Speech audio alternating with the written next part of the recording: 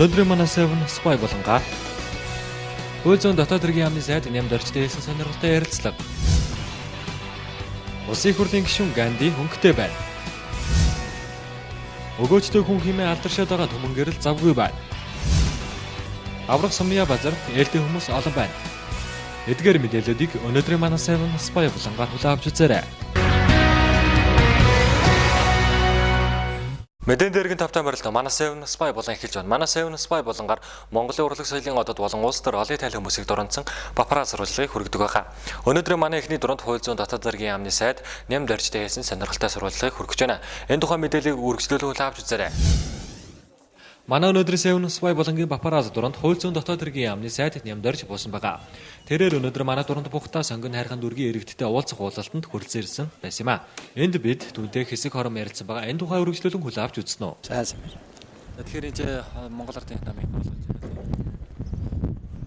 Сонгон хайрхан дүрэгт нэр дэвшсэн хотын хурлд хэсэг хурлд нэр дэвшсэн хүмүүсийн уулзалт болж байна л да. Амын гишүүд оролцож байна. Ухуулагч нар нь оролцож байна. Тэгээд сонгуультай холбоотой асуудлаар товч өгөх хэлэл гарч байна л да. Ардын нам 21 онд байгуулагдсанаас хойш 90 жил болж байна. Сүүлийн 22 жилд эргээд бодоход 5 удаа их сонгуул их хурл энэ сонгуул явагдсан байх юм. Арчилсан намтай 3 удаа хамтар засаг байгуулсан ийм нэг түүх байна. 90 оны Бямсрынгийн 2004 оны Элбэгд орж ийн 8 оны Баярбат улдын засаг бол хамтарсан засаг байсан. Элбэгд орж ийн засаг хугацаанаас өмнө буусан. Улс төрийн шалтгаан тэрвийн намын дарга байсныг сайхан их орон орчлын өвслийг татан буулгаад тэрнээсээ болж Элбэгд орж улс төрийн баазгүй болж засаг буусан. 8 онд хамтраад сонгуульд дуусгах байх гэж найдажсэн чинь дахиад арчилсан намын дотоод фракцуудын зөрчил дээд зэгтээ хүрч Баттулган намын даргуулах ажлыг ил талбар явуулж туйлын хурцтан байдалд оруулсан учраас намын дарга алтрахгүй тулд Алтан уяг 12 оны 1 сарын 6-нд гэнтж мэдэгдэл хийж засгаас гарсан.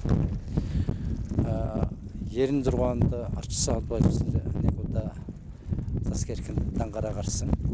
4 жилийн хугацаанд засаг шалтгаанаар солигдож 2000 оны сонгуультай золгосон.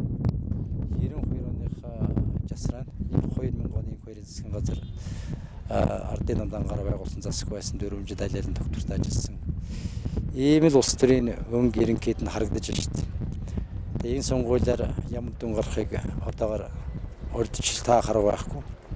Зүгээр арчилсан намынхан бол бид ялчихсан гэдээ баг суудлаа байрлчихсан юм яриад яваад байх юм. Сонгогчийн санал өгөх хугацаа болоогүй байхад ийм зүйл яриад яваад байгаа нь зохистой бус. Нэгдүгээр, хоёрдугаарт ер нь бол сонгуулийн дүн гартал бүх юм л таамаг байдаг шүү дээ. Анхудаа сонгуульд орж байгаа хүн байтугай 4-5 удаагийн сонгуульд орсон би хүртэл өглөө хүртэл хувь заяага мэдлгүй намын байран дээр сахиал сууж байдаг юм шүү дээ.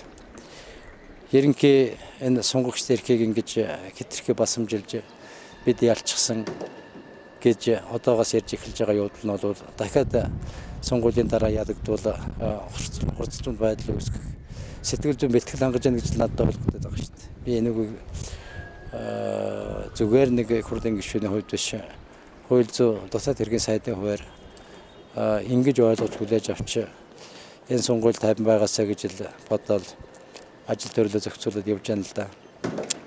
Ардын намын тухайд сая 21 онд бүгдийг шимжүүлсэн ардын нам гэдэг нэрээ дахин сэргээж энэ сонгуульд орж байгаа анхны сонгуул ардын нам нэртэйгээр жагсаалтын нэг бичигт нь анхны нам гэдэг утгаараа энэ Азийн анхны нам шүү дээ манай нам чинь.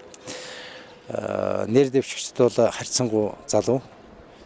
2008 оны сонгуульд бид чинь 35 хүртэлх насны залуучууд 7-г дэвшүүлж байсан. Энэ удаагийн сонгуулиар 27 хүргэж шít. Учрын онд байна вэ гэхээр энэ улс орн өсрөнгөө хөгжлийн шинэ гараан дээр ирж байна.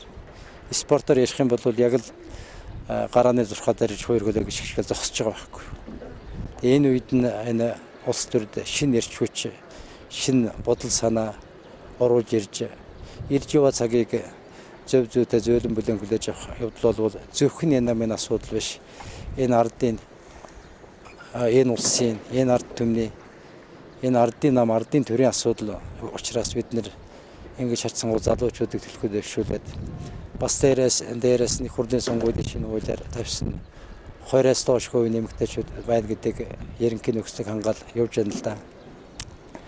Яг та одоо бол сонгуульд дөнгөж эхлээ сурчлага эхэлж байгаа учраас ерөнхийдөө улс төрийн нөхцөл байдал нэг битүүл харагдаад байна л да.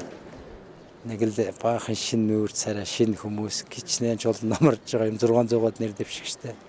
Тэгээ дээрээс нь энэ сонгуулийн хүндрэлтэй юм их хурлын сонгуул, нийслэлийн сонгуул хоёрыг хамт хийчихэж байгаа учраас тэгээд сурталчилгааны хугацаа сар хүрэхгүй хугацаа шүү дээ. Хуучин 2 сар байсан. Одоо энэ чинь нэг сайнд 27-8 хоногийн сурталчилгааны ажил ногдож байгаа байхгүй. Тэгэхээр сонгуулийн сурталчилгааны хугацаа бага. Дээрээс нэг санал хураалтын цаг нэг бага. Хуучин чинь дуулаад эхлээд шөнө 22-нд дуусдаг байсан бол одоо 8 цагт дуусах болгочлаа шүү дээ. Тэгэхээр энэ ч өөрөө бас асуудал үүсгээл байна л да. Нэг иймэрхүү сонгуул болж байна. Тэ. Тэгэхээр энэ тэгээд хин аль нэг намдаа ч аль нэг хүнд одоо ямар нэг давуу байдал үүсгэж байгаа их магадлал байна уу? Илтэд давуу байдал хэлэхэд хэцүү шүү дээ. Гол өрсөлдөөн бол ардын нам арчсан нам хоёрын хооронд болно доо. Энэ бол ойлгомжтой. Зүгээр 3 дахь шүч ингэж өөрснийгөө нэрсэн тийм намууд нэлээд өвслөд олон байх шиг байна. Тэд нэг чин дарахгүй болов гэсэн ерөнхий тооцоо байна. Гэтэл тэд нар нь бас бид ялчлаа гэдэг үгээд өгдөг. Нэг юм л байхын ялсан хүмүүс, ялсан ламууд болчихлоо шүү дээ. Ингэж хэрэггүй байгаа юм шүү дээ. Зүгээр л хийх ажлаа яриад энэ улсад жаргал байгаа бол жаргалаа яриад, зовлон байгаа бол зовлонгаа яриад хоёр нөөрлөхгүй үннийг хэлээд ингээд энэ сонгуульд орчвол их зүйтэй байгаа юм да. Ардын намын тухайд Монгол 2031 буюу нэг 20 жилийн хөгжлийн ерөнхий зургийг урьдчилан харсан нэг тийм хөтөлбөр гаргасан юм байна. Миний Монголын хөтөлбөр гэсэн нэртэй юм л да. Тэгэхээр хөтөлбөрөөр жишээ нь 2016 он гэхэд нэг хүнд ногдох дотоодын бүтээгдэхүүний хэмжээ $12,000 байхад тооцож энэ сонгуульд орж ийн л да. 2008 онд 2000 байсан. 11 оны төгсгөл 12 сарын ихэнх хавар бол $5,000 болж 2.5 дахин өсөж байна л да. Энийг нэг $12,000 төрөгчих юм бол Монгол хүний амьдрал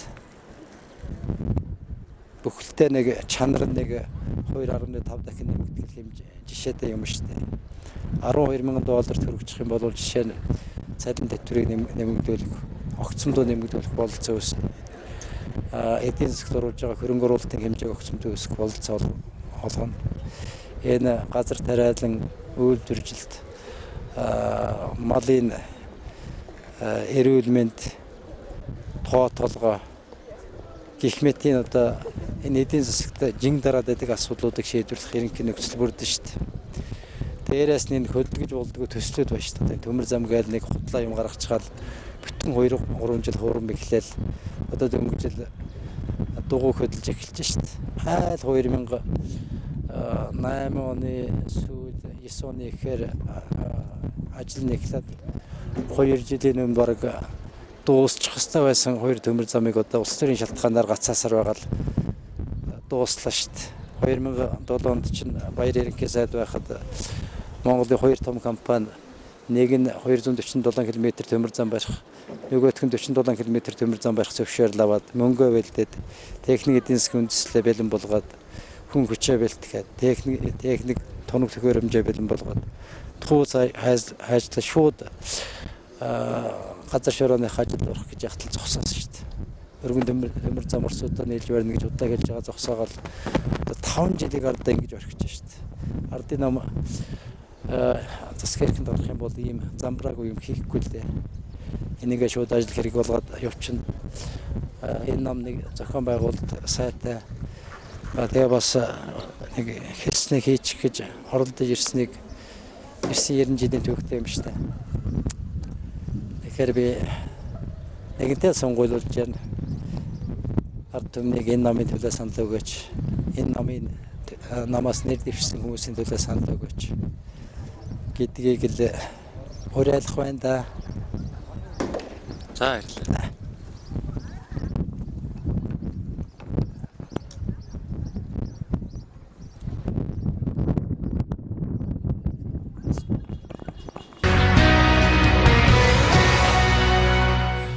Seven Spy болон үргэлжлүүлж байна. Манай дараагийн дөрөнд улсын их хурлын гишүүн Ганди болсон байгаа. За түүний дөрөнд Самбапрас сурвалжлагыг үргэлжлүүлээ авч үзээрэй.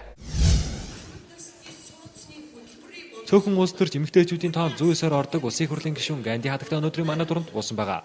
Тэрээр өнөөдөр манай дөрөнд буухта Улаанбаатар Паласын концертыг танхимд болсон эрэгтэдтэй уулзах уулзалтанд хүрэлцэн ирж үг хэлж байсан юм а. Туршлагатай бол туршлагатай, мэдлэгтэй бол мэдлэгтэй. Түүний хувьд улсын их хурлын гишүүнээр ажиллах хугацаанд багагүй хугацаанд ажиллаж багагүй ажлыг хийсэн хэмээн иргэд ярьдаг юм билээ. Түүний хувьд одоогоор Монгол улсын засгийн газрын гишүүн нийгмийн хамгаалал хөдөлмөрийн яамны сайдын ажлыг давхар хашдаг. Туршлагатай, тунч, чадварлаг эмэгтэй гишүүн юм а. Өндөр настан болон хүүхэдэд тунч ихээр анхаарал тавьдаг нэг юм билээ. Мөн энд сонирхолтой хэлэхэд тэрээр энэ өдөр тунчиг сайхан харагдаж байсныг энд мөн онцлоё.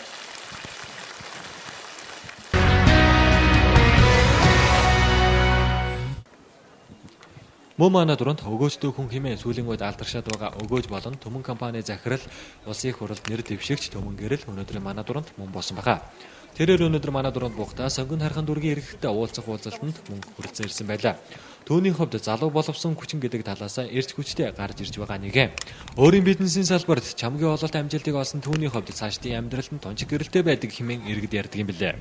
Манай дуранд буухтаа тэрээр хэрэгттэй уулзах уулзалттай тончиг завгүй явж байсан юм а. Seven Spy болонгийн дараагийн дуранд авраг Сумья базар болсон байгаа. За түүнийг хэрэгттэй уулзах уулзалтанд ирсэн байхад нь бид нар дурансан юм а. Түүнийг дурансан Бапрас сурвалжлагыг үргэлжлүүлүүлээ авч үзсэн үү?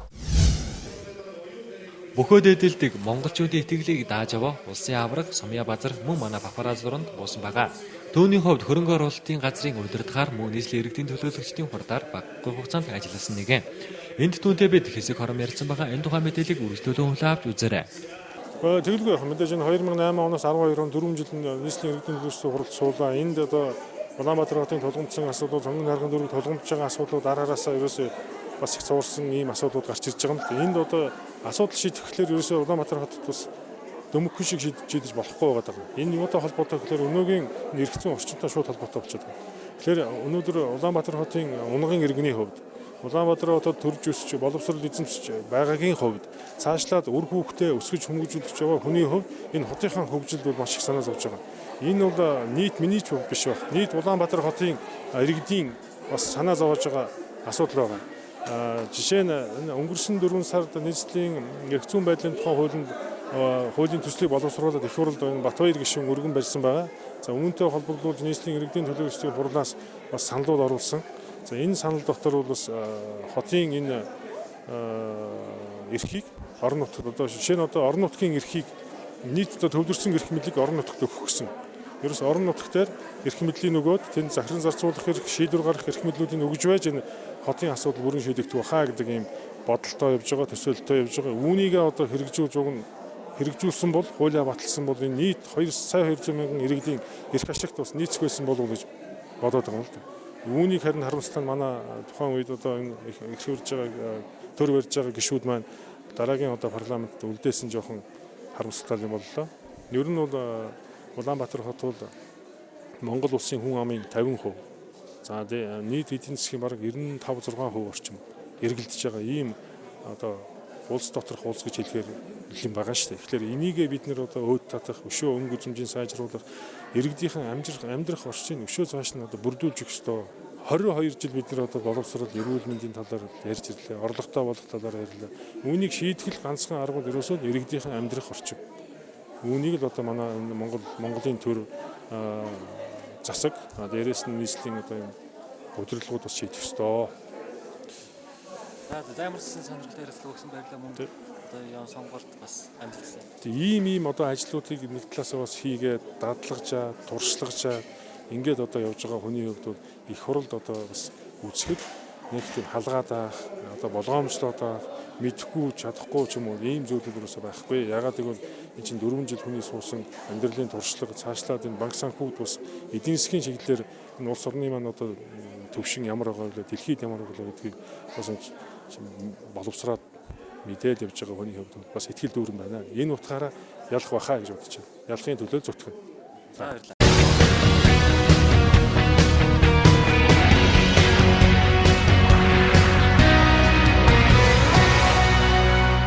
Мэдэн дээргэн тавтай марлно 7 News үргэлжилж байна. Манай хөтөлбөр 7 Tech булангаар үргэлжилнэ.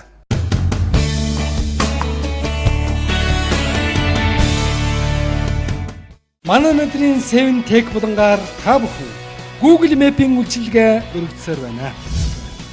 Pocket TV-гээр ухаалаг телевизээр үздэцгээе. Эдгээр болон бусад мэдээллийг манай 7 Tech булангаас хүлээн авч сонирхоорой. Мэдэн дээргэн тавтамарлаа. Манай 7 Tech булан эхэлж байна. Манай 7 Tech булангаар та бүхэнд шинжлэх ухаан, технологийн болон IT технологийн хамгийн сүүлийн мэдээллийг та бүхэндээ хүргэхийг хичээдэг.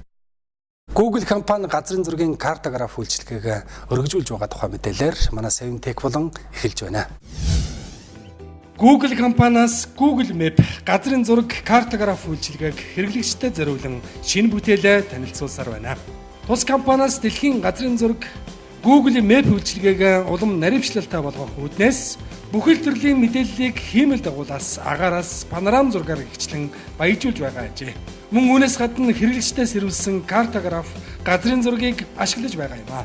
Эдгээр шинжилсэн зургуудыг авахын тулд автомашинаас нислэг дэгнээс ундаг дугуй цаснаа явуулчихад бүхэл төрлийн тээврийн хэрэгсэл ашигладаг. Харин саяхнаас тэр болгон унаа хүрдэггүй газар авч явж зураг авах зориулалттай өөргөвч зөөврийн системийг ашиглаж эхэлсэн гин. Android үйлдвэрлэлийн системийн бааз дээр суурилсан ийм өөргөвч зөөврийн 100 гаруй системээ Европ, Аз болон түүний дотор Монгол орноор аялуулж зураг авч картографийн үйлчилгээнд нэмэх ажээ. Бас нэг шинэ зүйл Google Map-д бий болсон нь Google Earth-ийн хотуудын 3D дүрс юм а. Энэ шинэ бүтээлийг ашиглан хотуудын газрын ландшафт болон рельефийг 3 хэмжээст дүрсээр харж 45 градусын өнцгөөс агаараас авсан дүрс зургуудыг үзэж болно.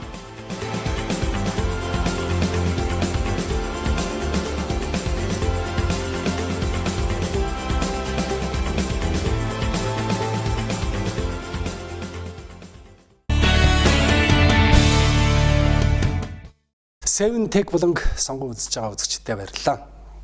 Жирийн телевизорыг ухаалаг телевизор болгон өөрчилдөг Pocket TV микрокомпьютер бүтээсэн тухай мэдээллээр манай 7 Tech булан үргэлжилж байна. Infinity компани флаш дэлгүүрийн осрын хэмжээтэй Pocket TV микрокомпьютер үйлдвэрлэх Kickstarter төсөлд $150,000 хөрөнгө оруулжээ.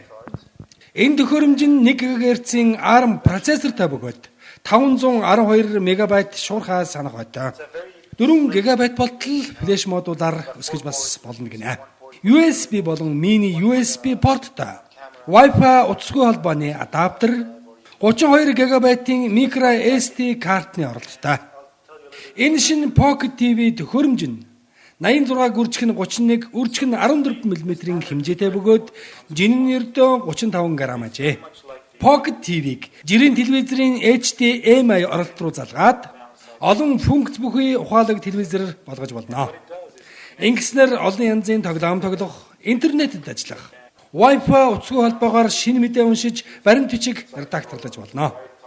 Харин Pocket TV-г дагалдан 2 телевизорын удирдлага ирдэг гин. Нэг нь ердийн хит улаан туяаны Air Remote бол нөгөөх нь компьютерийн гарны даралтууд бүхий QWERTY удирдлага юм а. So this is, we're going now to the main home screen of Android. And as you can see, it's there's a bunch of home screens.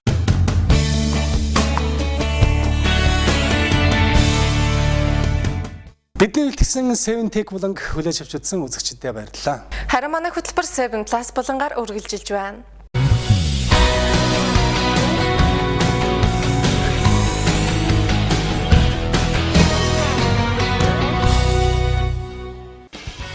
Өнөөдрийн 7 Plus булангаар дэлхийн хамгийн өндөр хүн Султан Козн.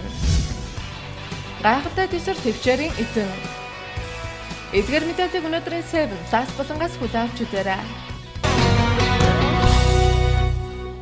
Мэдэн дээрийн тавтай морилно 7 Plus эхэлж байна. Дэлхийн нийтийн хамгийн сонир хачаа мэдээллүүдээс зөвөрлө хүргэдэг 7 Plus-ийн өнөөдрийнхний мэдээллээр дэлхийн хамгийн өндөр хүн болох Султан Кознтой холбогдолтой мэдээллээр өнөөдрийн Plus ихтэх болно. Энэ болон бусад дэлгэрэнгүй мэдээллийг үргэлжлүүлэн дэлгэрэнгүйгээс хүлээн авч үзээрэй.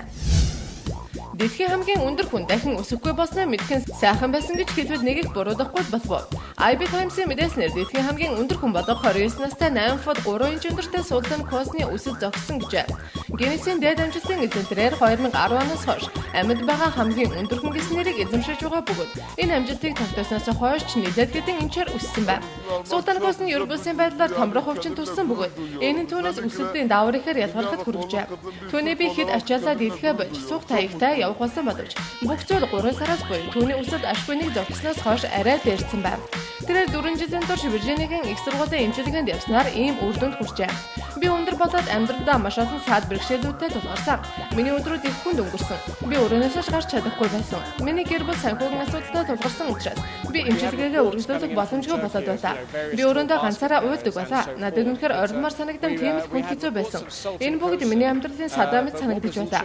Харин би Гиннесийн ном бичигдснээс хойш миний амьдрал шинээр ихэлсэн гэж хэлж болно. Би үнэхээр аз жаргалтай байна гэж тэрээр IT News мэдээлсэн байна. Гиннесийн амжилтын номны хүмүүсийн хэлж байгаагаар Козн бол 8 футээс дээш өссөн дэлхийн түүхэнд дэх 10 хүмүүсийн нэг юм байна. Харин сүүлийн 20 жил бүртгэгдсэн анхны 8 фут өндөр хүн юм байна.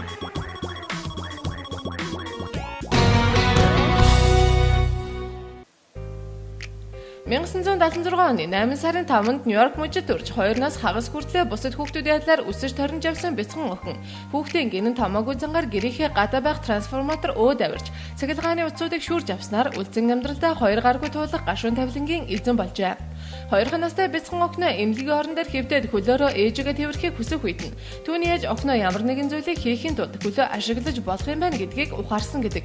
Охин маш шаргуул зантай нэгэн байсан нь тэднийг урт хугацааны турш 2 гаргүй байдалтайгаар тэмцэж өнөөдрийн хүчрэг нэгэн болоход нь чамгүй үрэг гүйцэтгэжээ. Өөрийг нь өөртөө итгэлтэй бие даасан эмэгтэй болоход зөвлөшгүй тусыг хүргэсэн ээж аавдаа хэрхэн талархаж юу гэж хэлэхэж мэддэггүй Барби Гуэра өдгөө нөхөр 2 хүүхдийн хамт Аризона мужид амьдардаг байна. Маш олон сэтгүүлүүдээс фитнесийн тэмцээнд оролцогчдын тухай уншиж байсан тэрээр энэ спортоор шаргуу хичээлснээр 2003 оноос хойш янз бүрийн уралдаан тэмцээнүүдэд тогтмол оролцох болжээ. Эмч нарын амьд үлдэхгүй байж магадгүй гэж байсан 2 настай бяцхан охин өнөөдөр дэлхийн хамгийн төвчээртэй, хамгийн хичээнгүй, хамгийн гайхалтай эмэгтэйчүүдийн нэг болоод байгааг та бүхэн дараах зургнуудаас харж байгаа.